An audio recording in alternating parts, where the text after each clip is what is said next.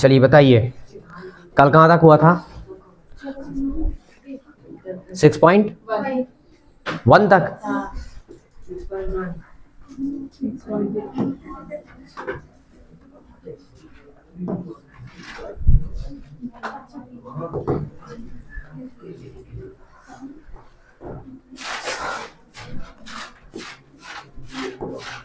अच्छा 6.1 अपना कंप्लीट हो गया था।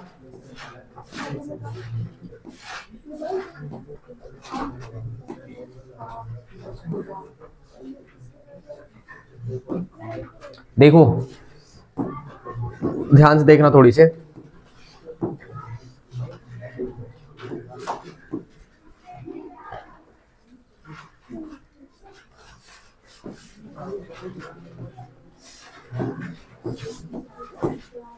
और 6.2 कहाँ गया?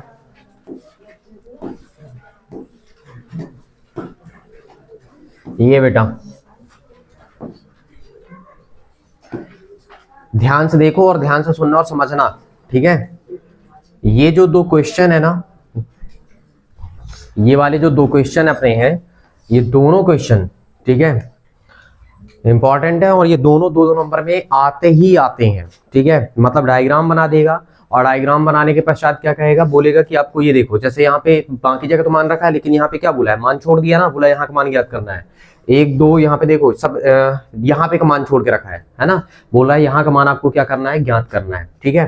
तो चलिए देखते हैं अपन दोनों केस में क्या बताया गया, ये ध्यान से देखना है। पहले प्रश्न पढ़ लेते हैं कि आकृति बोला है, ये पहला आकृति है। दूसरा DE जो है वो BE के समांतर, देखो DE जो है वो BC के समांतर है, जो DE है BC के समांतर, DE BC के समांतर है। बात समझना, क्या कहा था, थेल्स प्रमेय का क्या कहना था, यदि किसी त्रिभुज में किसी एक भुजा के समांतर एक सरल रेखा खींच दी जाती है तो क्या करती है, समांतर खींचना है, ठीक है। यानी किसी त्रिभुज के किसी एक भुजा के समांतर अगर हम एक सरल रेखा खींचते हैं तो दो भुजाओं को किस अनुपात में विभक्त करती है, समान अनुपात में विभक्त कर देती है, ठीक है। तो पहले से बता दिया ना कि जो DE है वो BC एक समांतर है, तो ये देखो त्रिभुज भी है और तीसरी भुजा के समांतर क्या है, एक तो रेखा भी खींची हुई है, तो इसका मतलब ये वाली भुजा इसके बटे और ये वाली भुजा इसके बटे में क्या आ जाएगी, ठीक है, तो समानुपाती हो जाएगा। सेम केस इसमें भी लागू होगा, मतलब थेल्स प्रमेय लागू हो जाएगा, ठीक है, क्योंकि पहले से कंडीशन है कि DE जो है वो BC के समांतर, मतलब एक सरल रेखा खींची जा चुकी है, ठीक है। अब आपको ये मान ज्ञात करने के, भैया आपको ये बताना है कि यहाँ पे E से C का मान क्या, और यहाँ पे बोला सेकंड में कि D से A या A से D का क्या मान है, ठीक है। ध्यान से देख रहा हूँ, समझने का प्रयास करना, नॉर्मल सा सवाल है और बहुत ही अच्छा सवाल है। ये मान लीजिए आप जब आप करेंगे हल तो आप पहले डायग्राम भी बनाएंगे, ठीक है, मतलब आप जब हल करेंगे ना तो आपको क्या करना होगा, डायग्राम भी बनाना होगा। चलिए मैं भी यहाँ पे क्रॉप कर लेता हूं, मान लीजिए कि डायग्राम मेरा बन गया पहला नंबर, ठीक है।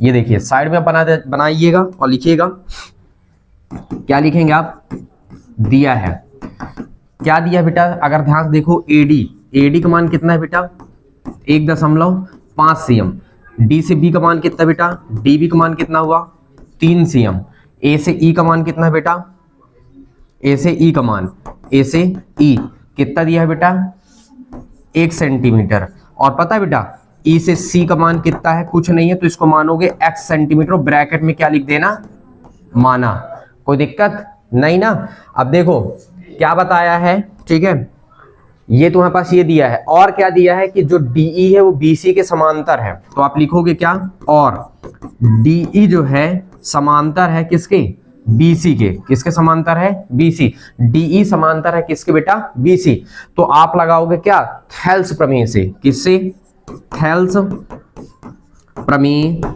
से। तो बेटा थेल्स प्रमेय क्या कहता है, थेल्स प्रमेय याद होना चाहिए, थेल्स प्रमेय क्या कहता है तुम्हारे पास कि यदि किसी त्रिभुज में किसी एक भुजा के समांतर एक सरल रेखा खींच दी जाए तो वह शेष दो भुजाओं को क्या करता है, समान अनुपात में विभक्त करता है, ठीक है। तो इसका मतलब क्या हुआ कि AD बटे DB क्या हो जाएगा थेल्स प्रमेय से, AD ए से डी और बटे क्या हो जाएगा बेटा डी से बी, डी बी, और किसके बराबर होगा बेटा ए से ई, ए से ई, और किसके बटे में आ जाएगा ये ई सी। मतलब ये कंडीशन लागू हो गई। इनका बेटा सबका मान आपको पहले दे दिया गया है। तो देखो ए डी का मान कितना है 1.5, डी बी का मान कितना बेटा 3, और ये कितना है ए ई का मान कितना बेटा 1, और इसका मान कितना मान है बेटा x। ठीक है, सब मान रख दिए। देखो दशमलव हटाएंगे तो कितना हो गया, यहाँ से ऊपर 15 और नीचे कितना हो जाएगा 30, और ये कितना हो जाएगा आपके पास ये 1 और बटे कितना हो गया x। आप नॉर्मल सोचिए, हम एक काम करते हैं ना, ऐसा सोचिए कि हम इसको उल्टा कर देते हैं। ठीक, दोनों तरफ से हम उल्टा कर दिए। ठीक है, तो जब या फिर ऐसे सोचो कि इसका गुणा इससे, इसका गुणा इससे कर दिए। ठीक है, ऐसा भी आप कह सकते हो। ठीक है, तो अगर तुम ऐसे भी कर रहे हो तो ये कितना हुआ 15x, और कितना हो जाएगा 15 दूनी 30। तो इस केस में x का मान कितना निकल गया 30, और बटे में क्या चला गया 15, और डिवाइड करोगे बेटा तो x का मान कितना आ गया 2 सेंटीमीटर। मतलब x का मान कितना निकला आपका 2 सेंटीमीटर। आई बात समझ में, 2 cm ये, और ये आपका क्या हुआ आंसर, खत्म। इतना सा तो काम है बेटा छोटा सा। ठीक, ये आपका सवाल हल हो गया पहला वाला। ये आई बात समझ में कैसे करना है, ऐसे तो करना था। बताओ, नॉर्मल सा सवाल है छोटा सा। ठीक, ये आपका पहला वाला शिफ्ट हुआ, पहला आंसर आ गया। ठीक, चलो हम दूसरा वाला भी देख लेते हैं थोड़ी से।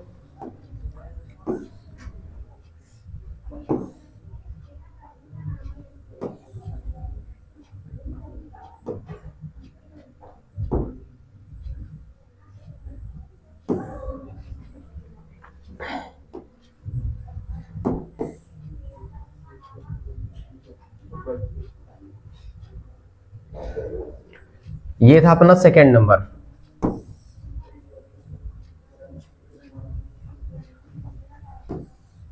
अरे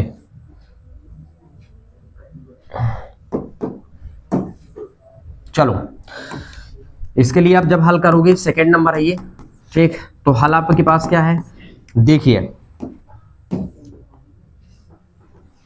इसके लिए क्या दिया बताओ, एडी का मान पता नहीं है, तो एडी का मान हम क्या करेंगे, मान लेते हैं x। एडी का हम क्या मान लेते हैं, मान x। तो हम यहां पे क्या लिखेंगे, हल। आप पहले क्या लिखोगे, दिया है। अच्छा क्या दिया है, देखो ए ई का मान कितना है, ए से ई का मान कितना है 1.8 सेंटीमीटर। ई सी का मान कितना है बेटा, ई सी का मान कितना है 5.4 सेंटीमीटर। और एडी का मान तो तुमको पता ही नहीं है, तो तुम एडी का मान क्या मान लो x, और इसको क्या कर दो, लिख दो क्या माना। तुम एडी का मान जनरली क्या मान रहे हैं, x मान रहे हैं। और डीबी का मान कितना दिया गया है, तो डीबी का मान कितना दिया गया 7.2 सेंटीमीटर दिया गया है। ठीक है, ये आपको क्या है मान प्रोवाइड किया गया है। ठीक है,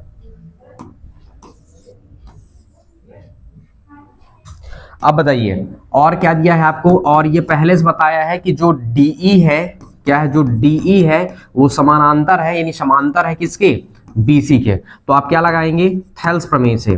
किससे आप कर रहे हैं, थेल्स प्रमेय से। अच्छा, थेल्स प्रमेय क्यों लगाए, क्योंकि थेल्स प्रमेय का कहना यह था कि यदि किसी त्रिभुज में किसी भुजा के समांतर, ठीक है, किसी एक भुजा के बाद समांतर भी एक सरल रेखा खींचते हैं, तो वो शेष दो भुजाओं को क्या करता है, समान अनुपात में विभक्त कर देता है। तो इस केस में तुम्हारे पास क्या हो जाएगा, थेल्स प्रमेय से क्या बनेगा, एडी और बटे क्या आ जाएगा, एडी और बटे में क्या आ जाएगा, डीबी। ठीक है, और बराबर क्या हो जाएगा, एई, क्या हो गया एई, और बटे क्या हो गया तुम्हारे पास ईसी। ये निकल के आ गया। अब हमको कुछ नहीं करना है, सिर्फ मान रख लेना है। तो चलो मान रख के हल करो। तो बताओ बेटा, मान यहाँ पे कितना हुआ, एडी का मान कितना है x, क्योंकि हमने x मान रखा है ना। एडी का मान हमारा ये क्या रन कर रहा है, x कर रहा है, क्योंकि हमने x नाम दिया था, इसको भी हमने यहाँ पे x दिया था। जनरली चित्र में चाहो तो बना देना, ठीक है, कोई दिक्कत नहीं, बाकी हमने माना लिख ही दिया है। अब बताओ डीबी का मान कितना है 7.2, और उसका मान कितना बेटा, एई का मान 1.8, ईसी का मान कितना बेटा 5.4। इसका मतलब पता है, ये 7.2 रहने दीजिए, ये रियल में पता है 18/54 कहलाएगा। क्यों, क्योंकि एक एक अंक के बाद दशमलव है, तो दशमलव कैंसिल हो जाएगा। अब देखो ये क्या हो जाएगा, 18 कम 18, 18 त्रिक 54, तिरक गुणा कर दो तो x बराबर कितना हो जाएगा 7.2 बटे कितना हो जाएगा तुम्हारे पास 3। ठीक है, और ये तुम्हारे पास कितना होता है 24 × 72। ठीक, तो इस केस में मतलब तुम्हारे पास कितना हुआ, x बराबर जब 3 को भाग दो ना, 2 दशमलव कितना आ जाएगा 4 सेंटीमीटर। और ये आपका क्या कहलाया आंसर। ये ऐसे किया जाता है। आई बात समझ में हम क्या कह रहे हैं? तो ये पता होना चाहिए आपको, ठीक है, कि हमको सवाल को कैसे करना है, ठीक है। यही तरीका है 2 नंबर के लिए, ठीक है। इसी तरह 2 नंबर में ही पूछा जाएगा, ठीक है। वो अलग बात है कि आपके पूरे पेज में आ रहा है, वो बात की बात है, लेकिन 2 नंबर में यही तुम्हारे पास कॉन्सेप्ट है और यही पूछा भी जाएगा, ठीक है। अब यहां से क्लियर हुआ कैसे करना है? तो 2 अंक के लिए बहुत ही ज्यादा महत्वपूर्ण है, ठीक है, इसलिए ये क्वेश्चन तो बनना चाहिए, ठीक है, अच्छे से बनना चाहिए बिल्कुल। तो बन जाएगा। अब हम देखते हैं नेक्स्ट कॉन्सेप्ट। याद कर लीजिए, बार बार बता रहा हूं कि थेल्स प्रमेय लगता ही लगता है, थेल्स प्रमेय और थेल्स प्रमेय का विलोम। अच्छा, थेल्स प्रमेय क्या कहता है? यदि किसी त्रिभुज में किसी एक भुजा के समांतर कोई सरल रेखा खींच दी जाए, ठीक है, तो वो क्या करता है? शेष 2 भुजाओं को क्या करता है? समान अनुपात में विभक्त करता है। अच्छा, थेल्स प्रमेय का विलोम क्या कहता है? कि यदि किसी त्रिभुज में हम यानी यदि किसी त्रिभुज में कोई सरल रेखा 2 भुजाओं को क्या करता है? समान अनुपात में विभक्त कर रहा है, तो तीसरी भुजा के क्या होता है? समानुपाती होता है। तो अब जो सवाल आएगा वो थेल्स प्रमेय के विलोम का आएगा, ठीक है। मतलब हमको पता है क्या करना है, ये दिखाना है कि भुजाएं समानुपाती हैं कि नहीं है। अगर भुजाएं समानुपाती हैं, मतलब समान अनुपात में है, तो इसका साफ मतलब ये है कि वो तीसरी भुजा के क्या होगा? समांतर होगा वो रेखा, ठीक है। तो चलिए देखते हैं।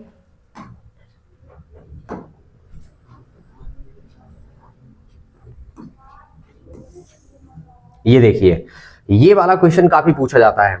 क्या बोला गया है? किसी त्रिभुज पी क्यू आर में, कोई त्रिभुज है पी क्यू आर, ठीक है। अच्छा, ये वाला चित्र नहीं है ना, ये चित्र इसका क्वेश्चन नंबर 3 का है ना, इस चित्र को फोकस नहीं करना है, वो अपने से बनाया है। देखिए, किसी त्रिभुज पी क्यू आर में पी क्यू और पी आर क्रमशः, देखो पी क्यू और पी आर पर क्रमशः बिंदु ई और एफ स्थित है, 2 बिंदु स्थित है। निम्नलिखित में से प्रत्येक स्थिति में बताइए कि क्या ई एफ क्यू आर के समांतर है कि नहीं है, ठीक है। और ये 3 क्वेश्चंस बनाए गए हैं, ठीक है। कितने क्वेश्चंस बना दिए गए? 3 क्वेश्चंस है बेटा। ये चलिए हम इसको क्रॉप करके लेते हैं।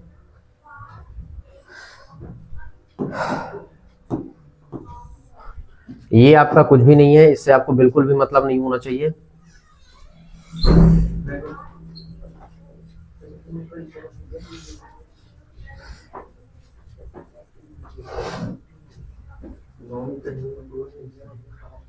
उन्हीं के पास होगा,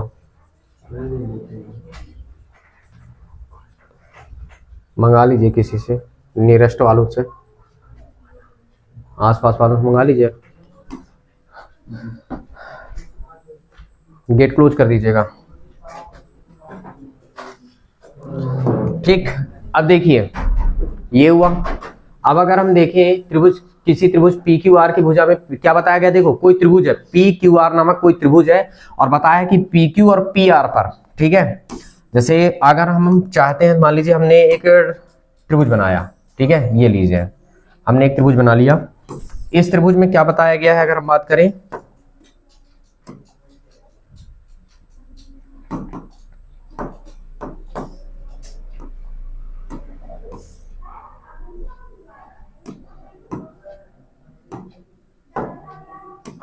देखो त्रिभुज पी क्यू आर में बताया पी क्यू और पी आर पर, मतलब ये हुआ पी और ये हुआ क्यू, और ये हुआ पी और ये हुआ आर, समझ में आ रहा है? पी क्यू पी आर पर ई और एफ स्थित है, मतलब ये हुआ ई और ये क्या हुआ? एफ, ऐसा कुछ बना है, ठीक है। तो प्रत्येक स्थिति में बताना है कि क्या ई एफ जो है वो क्यू आर के समांतर है, ठीक है। तो समांतर का केस कब लागू होगा? समांतर का केस तब लागू होगा, यहाँ पे हम कब कह सकते हैं कि ये रेखा इसके समांतर है? तभी कहेंगे जब इनकी संगत भुजाएं क्या हो? समानुपात, मतलब सॉरी, इनमें ये वाली भुजा इसके ये और इसके बटे में ये करें हम, ठीक है। तो मतलब ये इसके और ये इसके, अगर हम इन दोनों बटों का अनुपात निकालें, मतलब इस भुजा का और इस भुजा का, इस भुजा का इस भुजा का अगर हम अनुपात निकालो बराबर आ जाए, तो हम ये कह देंगे कि हाँ, ये वाली जो रेखा है वो क्या है? तीसरी भुजा के समांतर है, क्योंकि विलोम तो यही कह रहा है ना। विलोम का क्या कहना था? विलोम का कहना यह है, ठीक ना, थेल्स प्रमेय का विलोम ये कहता है कि यदि कोई सरल रेखा, ठीक ना, किसी त्रिभुज की 2 भुजाओं को समान अनुपात में विभक्त करती है, तो तीसरी भुजा के क्या होगी? समांतर होगी। तो चलो देखते हैं, हल करते हैं। हल, पहला नंबर, देखो पीई का मान कितना दिया गया है? सब में डायग्राम बनेगा बेटा, ठीक है। डायग्राम बनाने के बाद आप क्या लिख सकते हैं? पीई का मान कितना है? कहां पी से ई का मान कितना है? 3.9 सीएम। फिर कितना बूटा कहां गया? ये कहां गया? ये ई क्यू का मान कितना बेटा? 3। ई क्यू कहां है? ये है 3 सेंटीमीटर। फिर क्या है? पी एफ का मान कितना है? 3.6। फिर एफ आर का मान कितना 2.4 cm, ठीक है, सब में सेम लगाओ। हाँ अब बताओ, ठीक है, चारों भुजाएं दे दी गई ना, अब चारों भुजाओं का पहले आप अनुपात ज्ञात कर लो, ठीक है। तो चलो पहले लिख भी सकते हो, दिया है, डायग्राम बनाने के बाद दिया है, बताइए पीई का मान कितना है, बोलते जाइए 3.9 cm।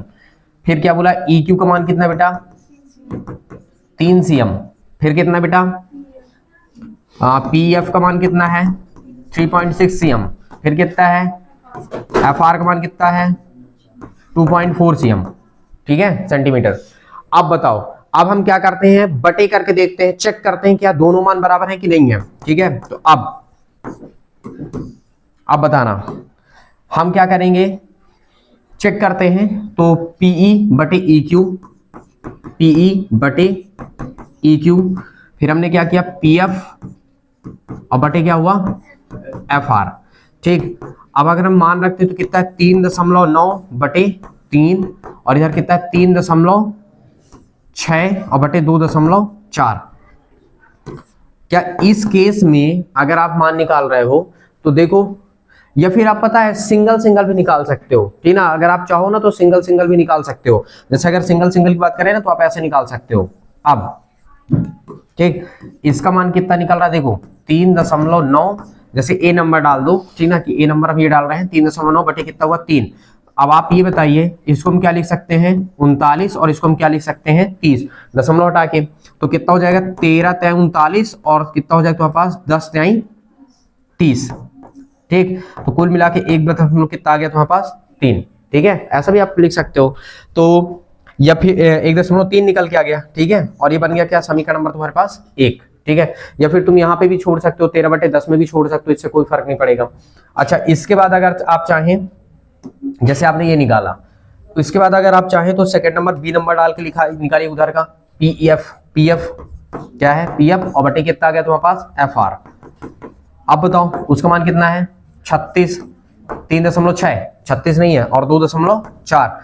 हाँ, अब इसको हम लिख सकते हैं 36 बटे कितना लिख सकते हैं 24, और अगर हम इसको काटेंगे तो कितने से कट रहा है ये 18 दूनी 36 और 12 दूनी 24 और 9 दूनी 18, और कितना हो जाएगा 6 दूनी 12, और अभी भी कट जाएगा ये 3 त्रिकाई 9 और 2 तिहाई 6।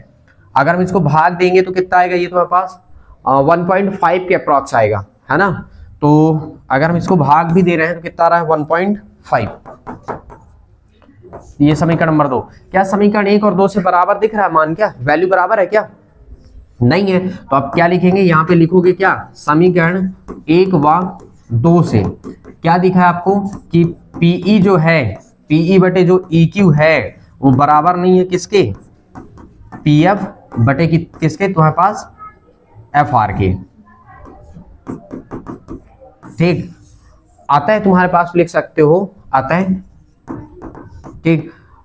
आप ये कहेंगे कि जो EF रेखा है, EF समांतर नहीं है, समांतर नहीं है, या फिर आप ऐसे भी लिख सकते हैं, ये ऐसे काट सकते हैं, ठीक है, समांतर नहीं है किसके QR के, ठीक है। आता है का केस आपके पास ये लगेगा, ऐसे भी आप लिख सकते हैं, ठीक है, इस हिसाब से। या आप हिंदी स्टेटमेंट लिख दीजिए कि EF जो है वो समांतर नहीं है किसके QR के। देखो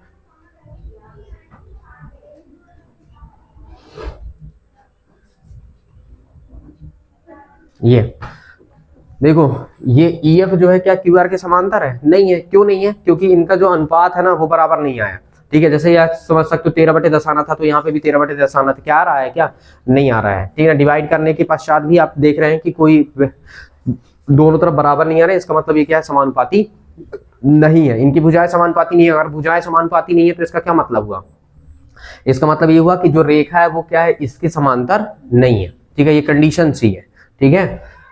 तो एक तो ये हुआ तुम्हारे पास। अब नेक्स्ट कॉन्सेप्ट अगर हम बात करें ये, ठीक है, और दूसरा सेम दूसरा भी करना है। अगर हम बात करें सेकंड नंबर में, तो सेकंड नंबर भी तुमको सेम ही करना है, ठीक है। तो एक काम करते हैं ना, अपन डायग्राम उठा लेते हैं, वही है, देखो ये पहला था। अब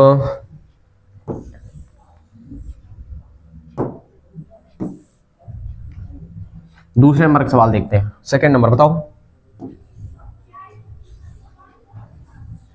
अब सेकंड नंबर में मान क्या बताओ, ये सेकंड नंबर क्या लिखा है बताओ, पी का मान कितना है 4 cm, फिर कितना है ई क्यू का 4.5 cm, फिर 8 cm, फिर 9 cm।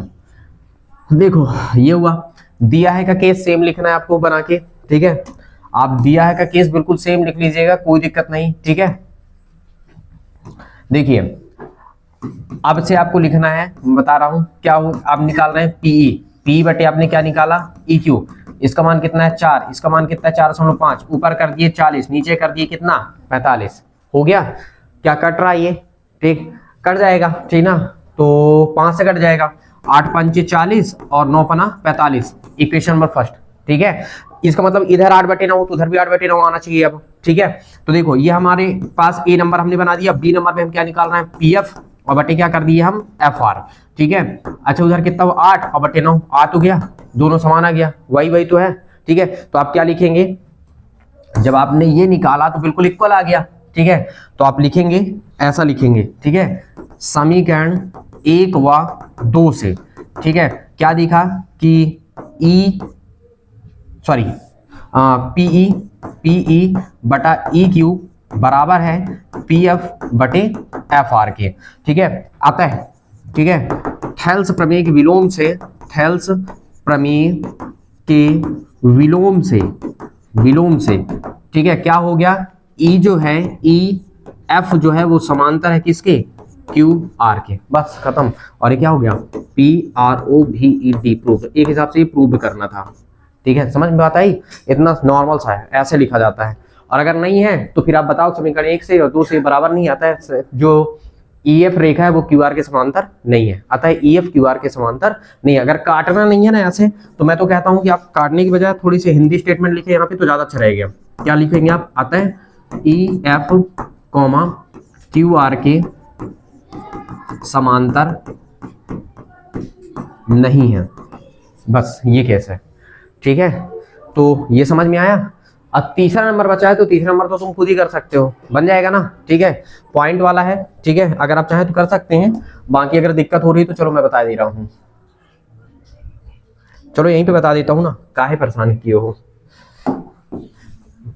बस मान बुक से थोड़ी देख के बताओ। थर्ड नंबर,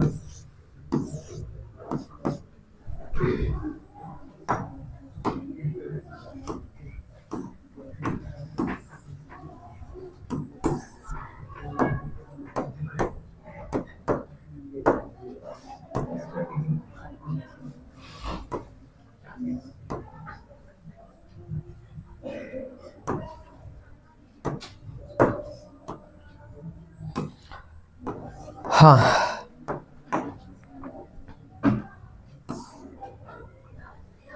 बताइए, ये था P, ये है Q, ये है R, ये है E और ये है F। थर्ड नंबर का क्या मान दिया बताइए, थर्ड नंबर में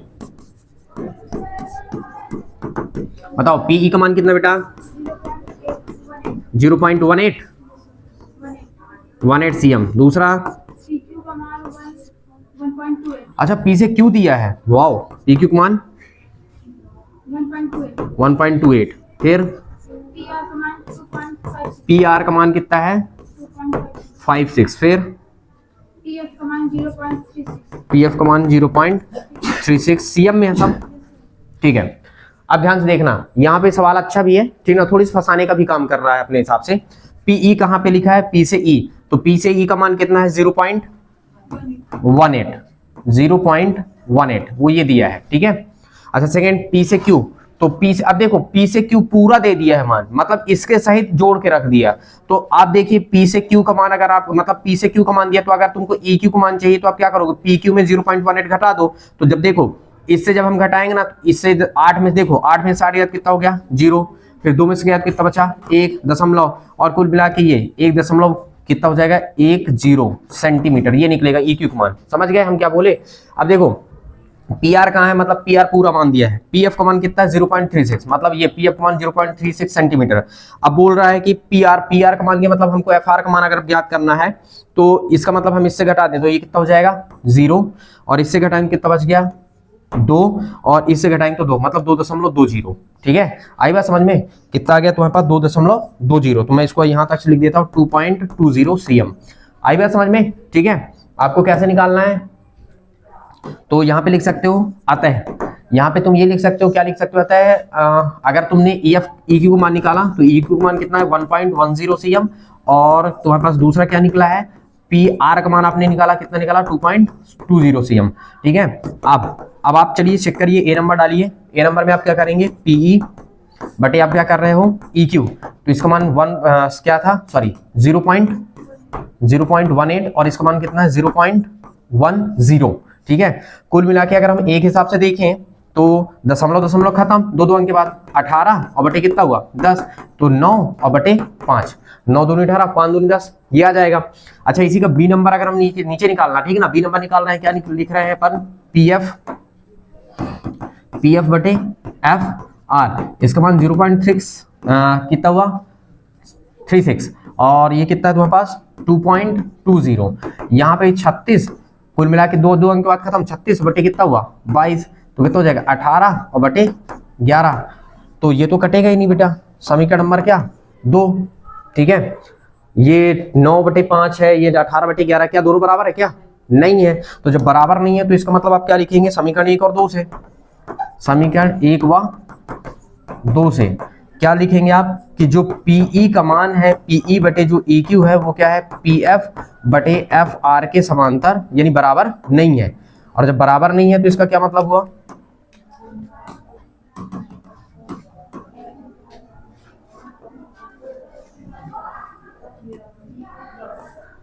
आता है जो EF रेखा है, EF वो QR के समांतर नहीं है, ये ऐसे लिखना पड़ेगा। ठीक है, तो बन जाएगा कि कहीं पे दिक्कत होगा तो फिर लिख डालो आज इतना ही पहले।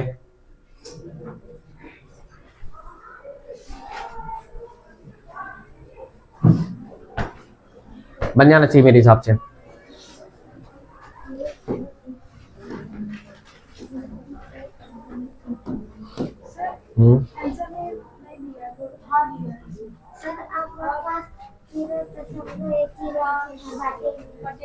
कितना लिख दिया?